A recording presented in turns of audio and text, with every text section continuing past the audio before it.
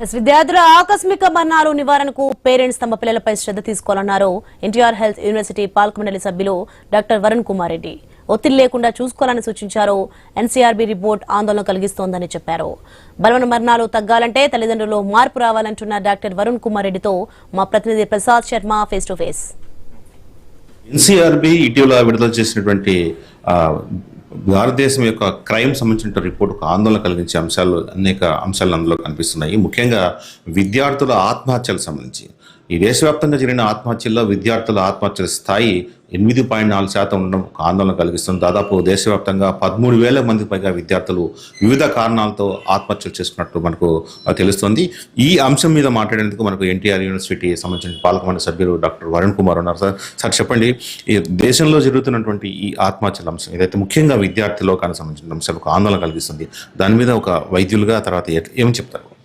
ముఖ్యంగా మనం చూస్తే ఈరోజు ఎన్సీఆర్బీ రిపోర్ట్ ప్రకారం గడిచిన 10 ఏళ్లలో, అంటే వారు ఈ మధ్యనే రిలీజ్ చేసిన నివేదిక ప్రకారం 2013 నుంచి 2023 వరకు గణాంకాలు విడుదల ఒక నివేదిక ఇవ్వడం జరిగింది. అందులో మనం చూస్తే మనం సాంప్రదాయంగా ఎన్నో ఏళ్ళుగా జరుగుతున్న నేరాలు కొద్దిమేర తగ్గి, అంటే హత్యలు, దాడులు ఇలాంటి సాంప్రదాయం ఉండేది ఇంతకుముందు, అలాంటివి తగ్గి మెల్లిగా టెక్నాలజీని వాడుకొని జరుగుతున్న నేరాలు పెరిగాయి. ఏదైతే మనం చూస్తున్నాం ఈ మధ్యకాలంలో డిజిటల్ అరెస్టులు కానీ, అదేవిధంగా కొంతమేర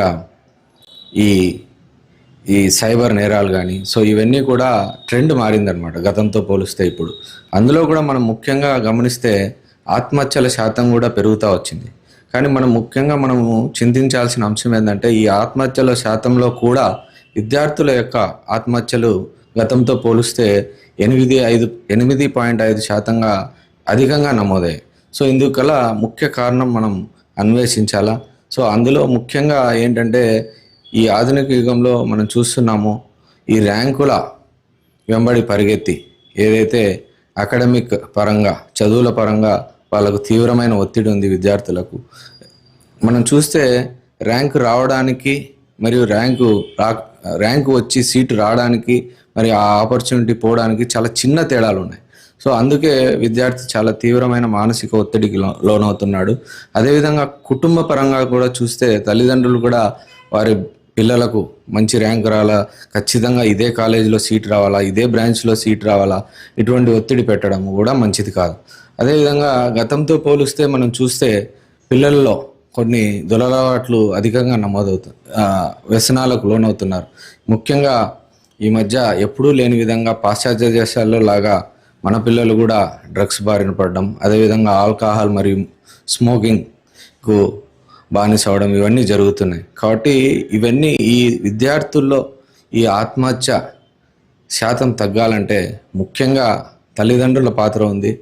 పిల్లలపై అధిక ఒత్తిడి మోపకుండా, అదేవిధంగా విద్యా సంస్థల మీద కూడా తగిన విధంగా వాళ్ళను మనం నర్చర్ చేయాలి పిల్లలు.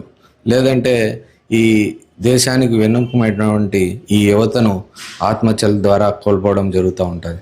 విద్యార్థులపై పెరిగినటువంటి మానసిక ఒత్తిడి, కుటుంబం నుంచి పెరుగుతున్నటువంటి ఒత్తిడి నేపథ్యమే కాకుండా వాళ్ళ దుష్ప్రవర్తనలపై కూడా ఎప్పుడు నిఘా ఉంచి వాళ్ళను సరైన దారిలో పెట్టేందుకు చర్యలు తీసుకోవాలనుకుంటున్నాను. కెమెరా పర్సన్ నాగమూరితో శర్మ, ఐ న్యూస్, కడప.